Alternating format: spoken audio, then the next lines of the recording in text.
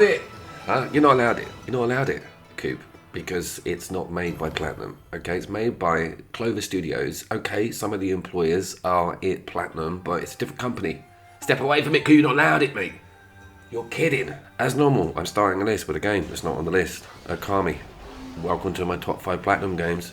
This one's going to be amazing. But Coop, there's barely 5 Platinum games on the PlayStation 4 anyway. There's actually 6, alright? And one of them didn't make it, and you'll work out which one that is. By the way, did you see that? Blue Dragon's tooth just land perfectly onto that dog. Didn't even have to move. That's how expertly good I am at this game now, and I'm not allowed it. I'll get over it. I won't keep going on about it through the video, I swear. Let's crack on. Just quickly, Capcom, can we have Beautiful Joe 2? Can you just roll that out, please? You don't have to give it the once-over standard port. Beautiful Joe 2. Cheers.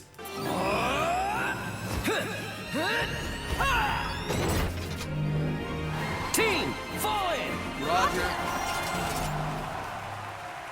Alright, in at number 5. The real game is The Wonderful 101, and it's been on the channel. I think it's about the 3rd time I've put this on the channel in about 3 weeks, so apologies to the regulars, but I mean, you should never apologise for showing a game like this off.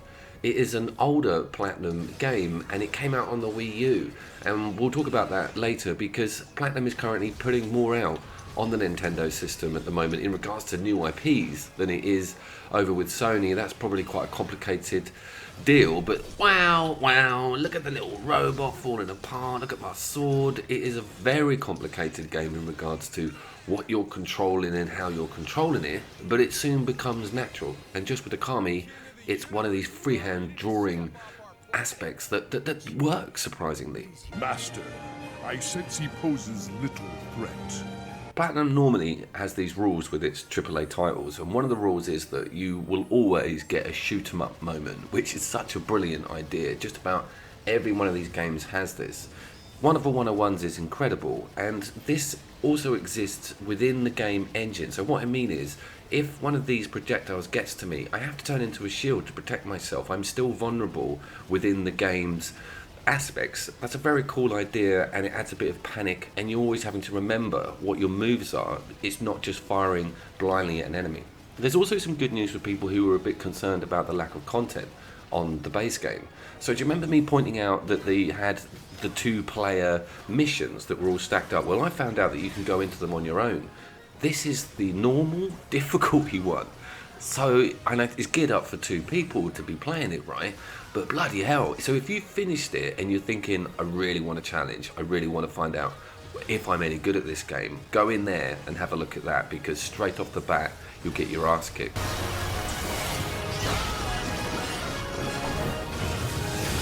That's right, it's the only game on this list that comes with full-blown 2-player, same room, local co-op. And if you're interested in that, go and have a look at the video I made just about that mode, because it is pretty fleshed out, and I was nice and impressed that the performance of the game caters for it as well. So it performs incredibly on the frame rates when there's still 2 people controlling the madness that goes on in this game, and it is freaking madness. Like, you will struggle to work out what the hell you need to be doing sometimes. But that's a good thing, and that's a Platinum thing. By the way, I left my microphone on the TV, on the camera. Listen to my frustrated exhaling at dying at this boss for like the 15th time.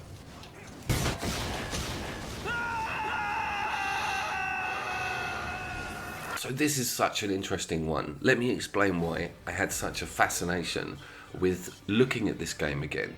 It came out relatively early in the PlayStation 4's life cycle, with me anyway. It was one of these games that sort of everything was coming out and there was so much going on, and I was kind of relatively new to the platform, and anything that was remotely good I was looking at, and this was in that bracket, and I was so taken aback by it at the time that it made me put a video together. I was like, people need to know about this. It wasn't really getting as much coverage as I would like to have seen. I mean, it was a massive deal getting the Transformers license, having Platinum take over it all. Does it work? Oh my god. So that's another thing. So I went into it about 2 weeks ago to prep for this video and got into it again. Man, The detail in this game, the fluidity of this game, the way it's made and looks, the transformation, animations, the fan service on all the voices, the way the vehicles look, its 80s aesthetic. Holy crap, this is a strong game. I think it should be higher in the list, really. But it doesn't have all of the tropes that we have with Platinum, but it has one of the best, which is in a stunning, stunning combat. And look, you can fire from the back of your car. You can transform in real time. It kicks so much ass. Transformers Devastation, my god.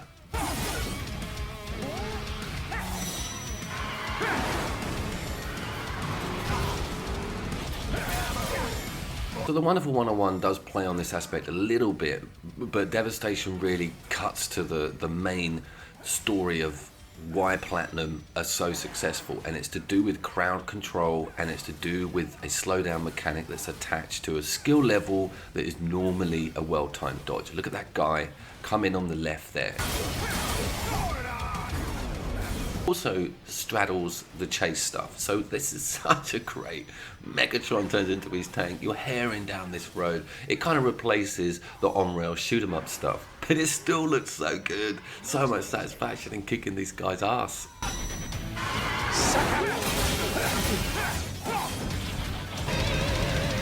The second strong aspect to Platinum's game design and development is the boss fights, and what Devastation does is splits up various big name Decepticon transformer boss fights and gives them to you in these cool little parcels.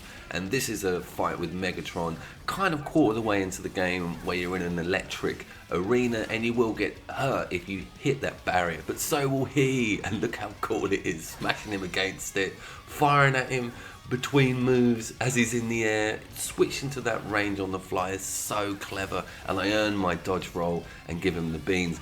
Damn, I cannot reiterate this enough, but if you've not gone near Transformers Devastation and you're remotely a fan of anything that Platinum does, you're missing out if you've not played this. Depth on customization and role-playing elements to some of Platinum's games is deliberately avoided, I think. They don't like to have too much baggage on, swapping stuff in and out and changing skins all the time. Transformers Devastation has this weird workbench thing where you can actually develop weapons and upgrade them, and you can even slot in a single-handed weapon to Optimus that completely changes his speed with his moveset. It's so interesting. You've got that weight over power damage ratio to play with, because he can bring out some dual swords and be a lot quicker. He can also bring out just his fists, which you could essentially upgrade and implant maybe a fire element in there or something. So there's loot drops in this game. It's one of the few on the list that does it. It's a bit weak, but it's cool that it's there, and I love experimenting with it because you can start infusing various big loot drops to produce something else. So switching out stuff and experimenting with different stuff really does pay off, and this counts for the range stuff. So you could find a really cool cluster cannon that you could have as an alt fire. Absolutely gorgeous. Here's the fist stuff, so you can see that I'm a bit quicker and just have more reaction time to work with, but less damage. What an incredible game.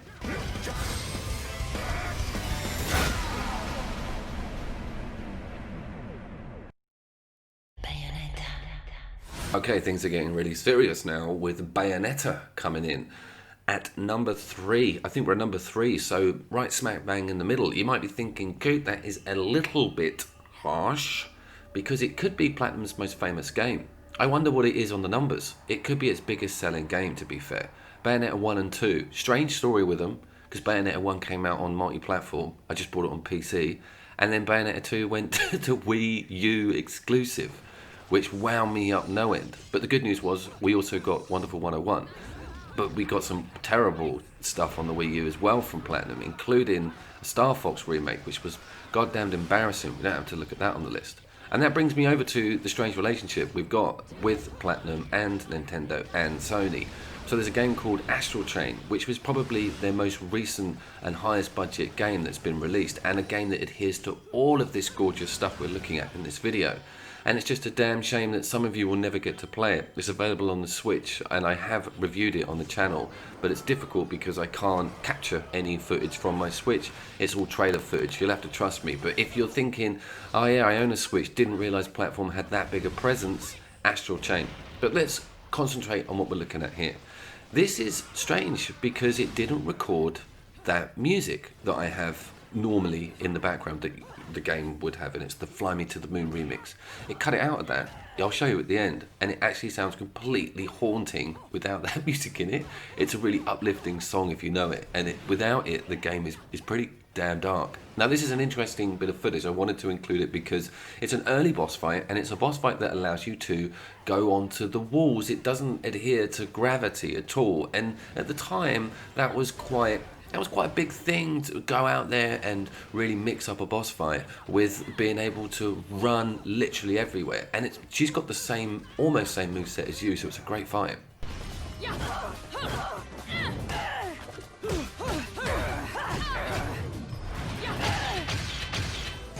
So I wanted to go through the ebb and flow of how Bayonetta works with its combat, and it switches the dodge button from Devastation over, and it feels a bit more natural, and you get a very large payoff on slowdown with timing a dodge. It's almost something you can spam, you could queue it up. It's incredible with the scoring system. Look over to the right and you can see that I'm forced to mix up my moveset, keep that fist and gun icon alternating to make sure I'm going to get a good score on the round. I replayed this game on hard, and my god, does it deliver. It doesn't cheaply just put the hit up on the enemies, do you know what I mean? It actually increases the speed of their move sets, it increases the number of enemies, their types and their attack patterns. It's absolutely amazing. Listen to the noise of this without the music. Yes, it's frightening.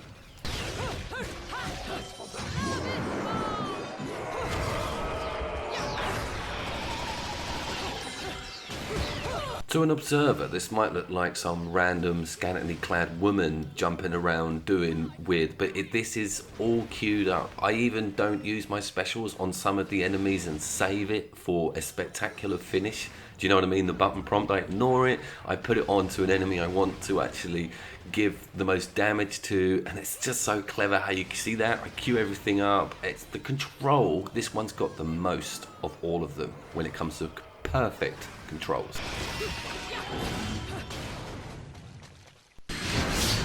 Some of you may have thought this was going to be number one, and to tell you the truth, it was a struggle. It was a real struggle. Another thing that was a real struggle was getting this video finished. It's put my whole schedule back like 4 days because I just can't drag myself off half the stuff we're looking at here. It's too addictive. I put it in the machine and I'm like, I might as well just finish this. I might as well just do this boss. Next thing you know, it's Sunday. So I've had a lot of, what's the word, self-discipline kicking in to make sure that I actually sit down and do the edit. But my God, I even put the English language on just to see how bad that dubbing is, and Jesus, yeah, it's awful. But what a game, what a cheese fest of beautiful violence, machines, slowdown, shotguns, crazy robots, the size of this arena.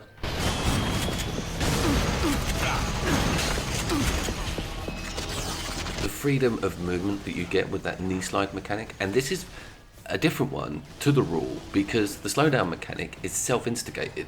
You can bring it on whenever you want. There's none of this time dodgeness stuff. So it can be used extremely strategically, and you know when you've got access to it and it runs out. It's like a special power. I do also love the AI programming in this game. It likes to rush you.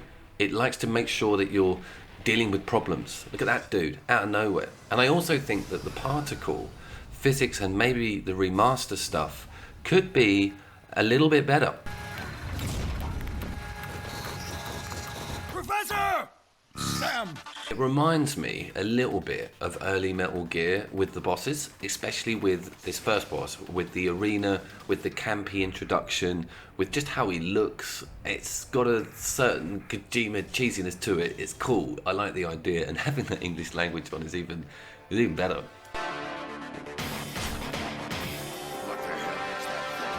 Vanquish is my favourite cover-based third-person shooter. I'm talking about the RPG elements of this setup. Vanquish comes with none. It's really clever with the upgrade system. It's all stripped away. You just have a choice of 3 weapons, and you can increase their capacity or power, I think, in-game. There's no menu, there's no new skin, there's no new armor, helmet, nothing. You don't have to worry about any of it. It's a stripped down, beautiful arcade experience that concentrates so well on the single player experience. Absolutely brilliant. And the remaster comes with some of the DLC, which had a leaderboard on it, and arenas to fight all of the bosses and that level's enemy types in. So think like the Mercenaries maps on Resident Evil, you know what I mean, where it throws it all in. I love this QTE. He just comes over and goes, yeah, have it. We're gonna go toe to toe.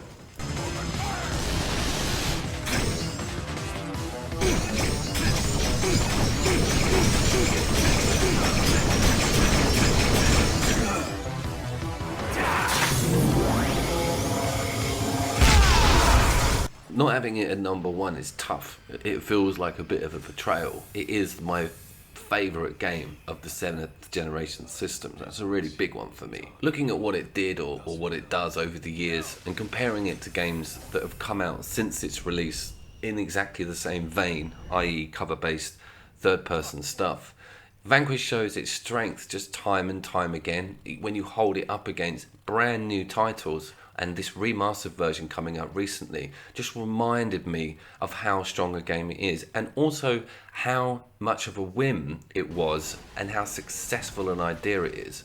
Don't just listen to me, look at this game and look at what's going on. It's one of the few games that utilizes some amazing layered robot design and almost hierarchical command effort. Like there's senior ones that are very difficult, their AI's increased and ramped, and moments like this. So I've thrown a grenade over to these guys, I hit the cover, look at every single one of them. Every single one of them, you know, and then I'm like, oh, that was awesome. And then all of a sudden the game goes, well, these aren't walls, these are little robots. And then you're thinking, I wonder if I could, John Woo style, leap over that barrier, pinpoint one of them in slow-mo, flip to my shotgun and land good and ready. Platinum says, yeah, that's exactly what you can do.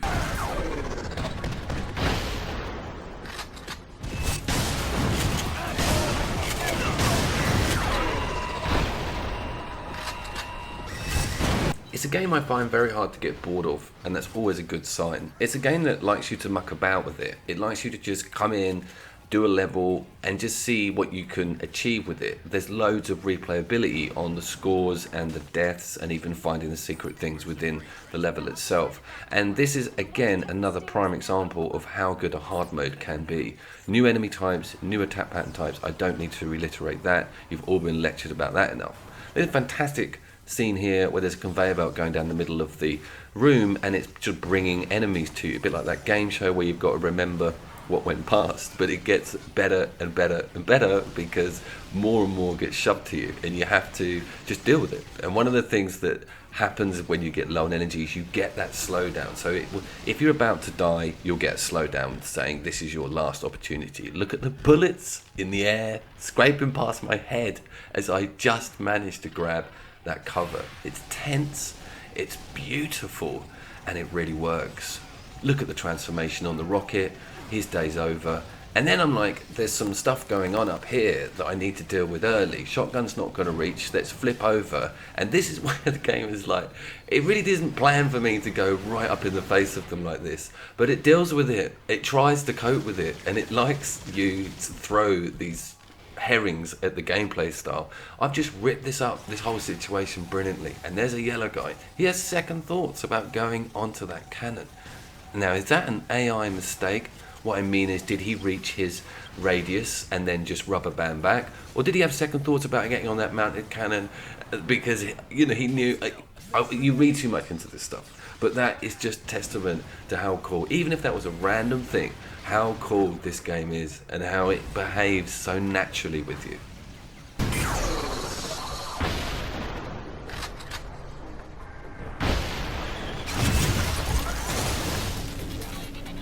Talking of games that are coming out recently that I hold this up against, I got a real vibe of something else that came out extremely recently that I'm very into. Some of the similarities with this, the Remnant from the Ashes, my god, this game's good. But I feel at home with both of these playstyles because they are quite... If you had a slowdown mechanic and Remnant from the Ashes, I'd have a full head of hair. This place is overrun.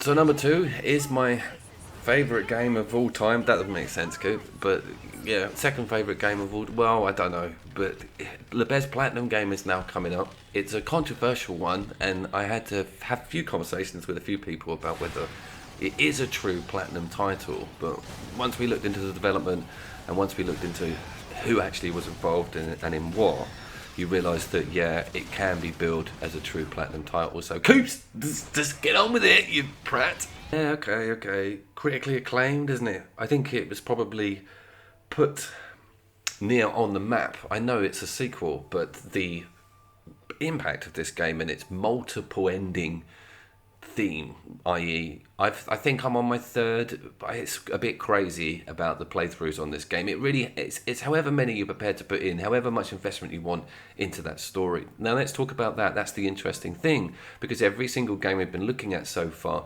is completely devoid of any meaty story or in-depth characters. I mean, I know that's a bit harsh. Maybe Bayonetta has probably got the strongest of all of the stories. Transformers has actually got quite a cool story if you give a shit. But this one is all about story, and the Platinum aspects are in the combat, and really they're a sprinkling on top of a beautiful cupcake of amazingness that's put together by the developers from the original Nier game, the original writer, and of course Square Enix on the publishing front. So it's got a lot of gates to go through, and it shows, because it's the quality control. This is a huge AAA title. It's got some great DLC actually, but it is true Platinum. And when you look at this combat, it's blatantly obvious. Everything is there.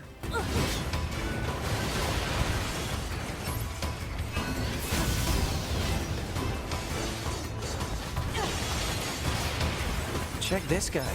It's also there accompanied by one of the freshest soundtracks I think we had for that particular year. Well, I don't think. I put it at the top of the list because it just impressed me so much. And also, it's crazy off the wall story and content. None of the story makes any sense. Morally it does. When you look at it on a sort of higher level, it's an incredible story about AI and human emotion and how things can change.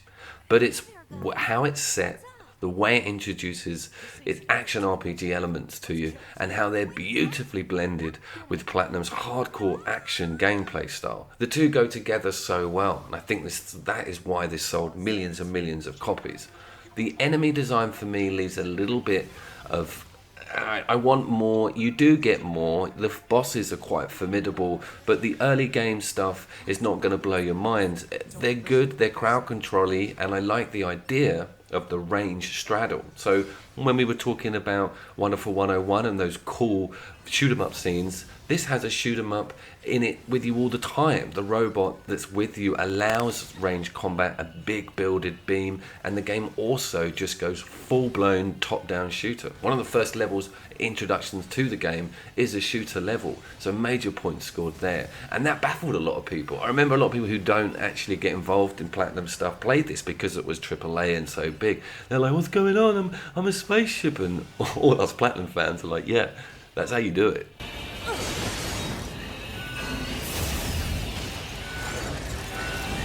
This is some footage of some of the heavy and quick weapons that you can switch out on the fly. One of the things I enjoyed with Nier Automata is how you can switch everything out right in the middle of combat. That's very cool, and it gives you up to like 4 different weapons you have access to. 2 sets of 2 that you can jostle in and out, and that also goes for your little robot helpers. They can have different weapons input into them. Even the UI on the player's screen has adjustments to it. You can get chips and perks that gives you all kinds of different readings from the enemies, etc. The Surge 2 did that with a sort of warning on what direction a hit was going to come into.